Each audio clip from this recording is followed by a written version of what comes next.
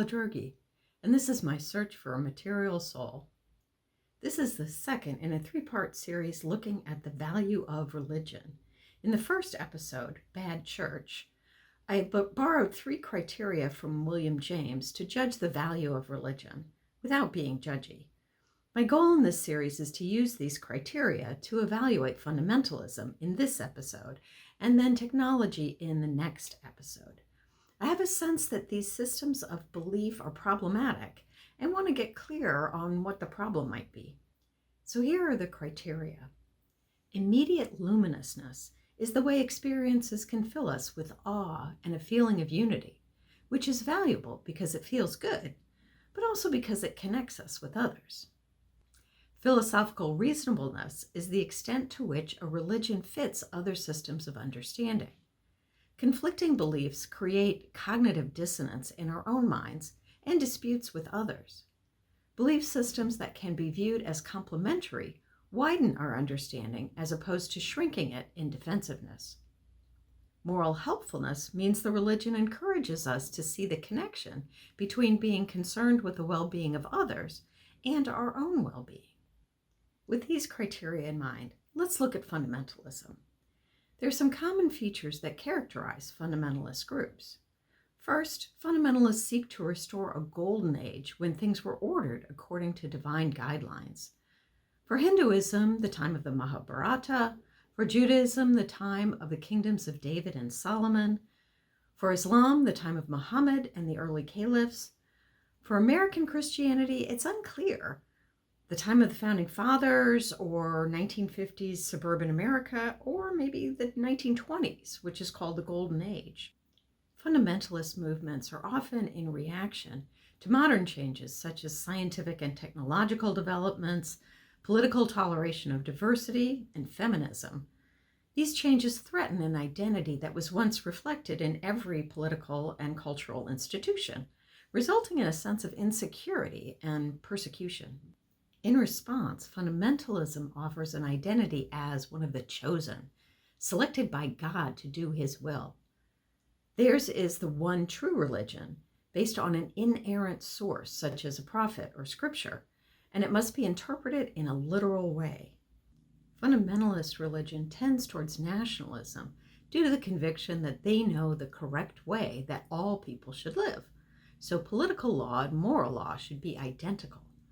Justified by divine authority, fundamentalists are assertive and often violent in imposing their values. Those values are rigidly defined and patriarchal. Control of sexuality is essential to both the display and the institution of fundamentalist values. Women's clothing and behavior become markers of virtue. Failure to adhere to these standards likewise mark women as sinful temptresses. Men regain a sense of power that is lost culturally by the inclusion of different lifestyles and belief systems. Women also regain the security of a submissive identity with clear norms. Where feminism challenges women to take responsibility for themselves and choose who and what they would like to be, fundamentalism defines their role and places the responsibility for decision-making in the hands of men.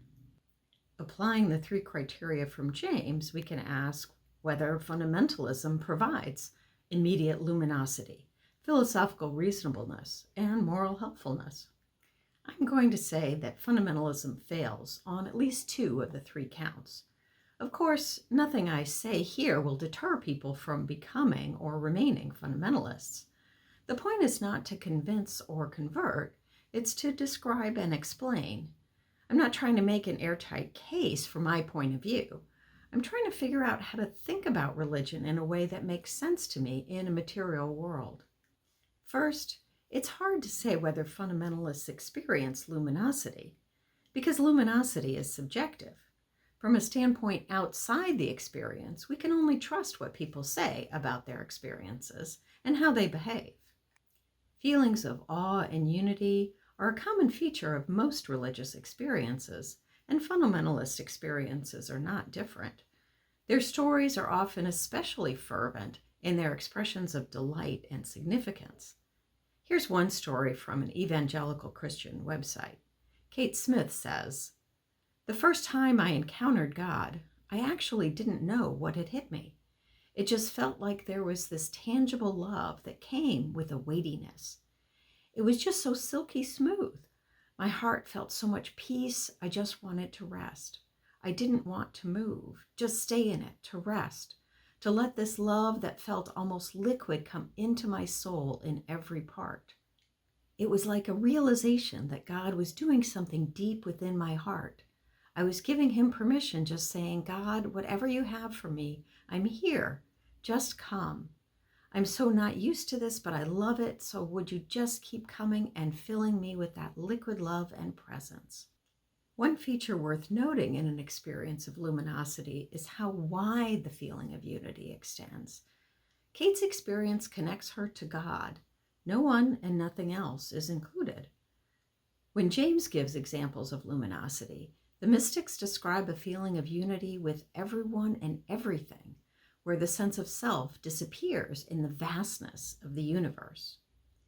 This difference between a feeling of exclusion and inclusion will be important to the third criterion for evaluating spiritual value, moral helpfulness. Before we get there, let's look at the second criterion, philosophical reasonableness.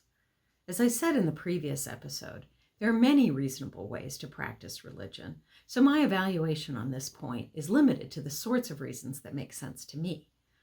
In other words, I don't aim to be comprehensive. I'm looking for views that are compatible with the material world. I find fundamentalism unreasonable due to the tendency to reject scientific, technological, and cultural developments. The nostalgia for a golden past fails to grapple with the challenges of the current moment, in particular, the uncertainty and insecurity of diversity. It's just a fact in this globally interconnected age that people are different with different values and cultures and lifestyles. To reject all that and insist on a single inerrant vision of reality is unreasonable. This intolerance is also the source of fundamentalism's failure of moral helpfulness, the third criterion. While fundamentalists often consider themselves considerably more ethical than others, obedience and rule following are insufficient, in my view. As I discussed in Season 1, Episode 8, Does God Determine Right and Wrong?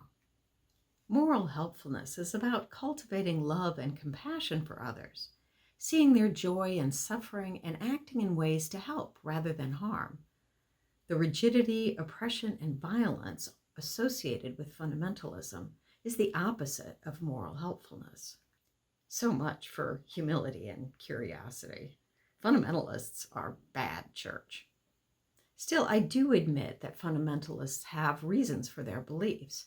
They aren't just crazy or stupid or terrorists. And my curiosity about fundamentalism led me to an interesting book on religious experience by Christina Geschwantner, Ways of Living Religion. In a chapter on fundamentalist experience, she discusses the atmosphere of fear that pervades the language and culture of fundamentalist communities. The chosen believers are set apart from a world corrupted by secularization and modernity. If group members don't behave exactly as they are told, they could be excluded as well. It's the us and them division that I think is the main reason fundamentalism is bad church. All groups are exclusive by definition, in the sense that to be a group is to have some people in it and others not in it. As social animals, humans need groups for support, identity, inspiration. In previous episodes, I've talked about the way religions meet these needs and considered whether non-religious groups could meet them as well. Groups are good, even necessary. The problem is that fundamentalists take that exclusivity to the extreme. The takeaway from fundamentalism is that the tendency of groups to privilege members by demonizing non-members is absolutely not good. I started this series by saying that I try to avoid being judgy. And I guess where I ended up is that I'm judgy about groups that are judgy. Religions and political groups and people in general should try to avoid being judgy. This position may seem hypocritical, but it's important to remember the asymmetry in judgment. I am open to an infinite array of possible ways to practice religion and close off one type, religion that claims exclusive authority. Fundamentalists close off all ways of practicing religion other than their own. If you're a fundamentalist or for other reasons want to defend fundamentalism, feel free to leave a comment.